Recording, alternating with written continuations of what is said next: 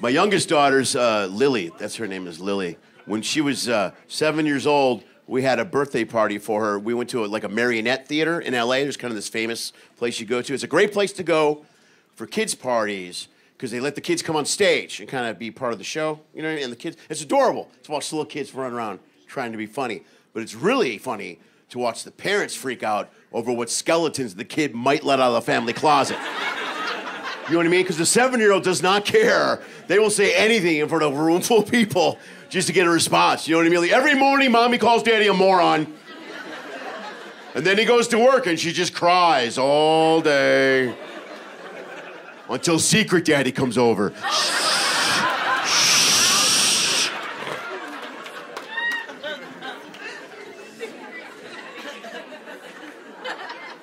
She lies, too. Lily's a liar. That's the problem with Lily. She's an amazing liar. She's the best liar I've ever seen in my life. I don't know, when she lies, I don't know if I should yell at her or high-five her. High-five her? She's amazing. You've got to have, video footage and documented proof and witnesses to get her out of a lie. When she was a kindergartner in school, they had an election at the school for the student council president, right? And this girl was running in front of the family, was running against this boy. My daughter wanted the girl to win. So she goes through the school, tears down all the boys' posters. All of them. They get it all on video. They bring me into the office and they show me, and I'm watching it and go, yeah, that's my princess right there. That's her. So we bring her in and we give her an opportunity to come clean. That's what you do with kids. You give them a chance to at least tell you, and she knows she knows. Because we're in the principal's office. It's me, this is the principal, it's the two kids running for the election, and a pile of posters she tore off the wall. So I look her in the face, but she won't crack. She's hardcore, she's defiant, like Jack Nicholson from A Few Good Men, just looking me down. I'll be like, Lily, do you have something you want to tell us? She's like, no, next question.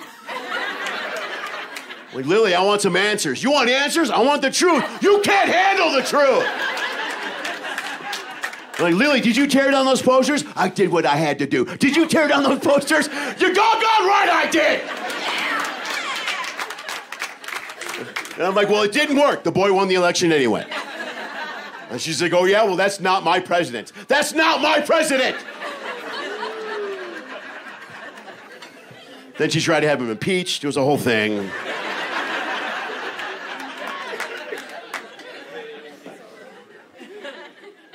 I don't do political material, really, in my act. I don't really do it. And you know why? For one simple reason. Thank you. None. I don't do it. You know why? Because it divides the room. When I do a show, I don't like to divide the room or divide people. We can't talk realistically about politics anymore. Okay, well, how about I do mine? What? Do you have a religion bit you want to do, sir? Are you friends with the Meyer person? Is there a thing going on? I don't like to talk about it. It's impossible to talk about politics now because you know what? I'm one of those guys. I don't hate you if you have a different view than me or if you voted for someone different than me. I can actually still talk to you. And we don't do that anymore. I respect if you have a different opinion. Look, if you're hardcore and you're right-wing and you're conservative, and I understand that you're really passionate about all of those things you're wrong about. I get it. And if you're left-wing, and if you're liberal, and I didn't think I'd ever say these words, liberals need to calm down. They really need to calm. They're supposed to be the happy hippie group. You know, they're supposed to be really cool and accepting of everything, and they accept different races and religions. That's for you, sir, religions. Races and religions and genders, they accept it. Apparently, the left will accept everything except losing an election. And I make fun of both sides for one simple reason. I have a very healthy bipartisan hate for both sides of the aisle.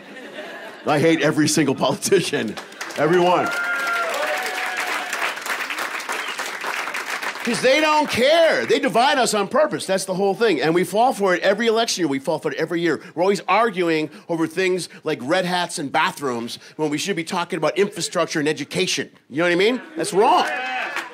They want us fighting. They want us arguing and throwing mud at each other. It's no different than the medieval times when the powerful people sat in the castle and they just looked at the peasants fighting in the mud and all they ever thought to themselves was, did we tax that mud?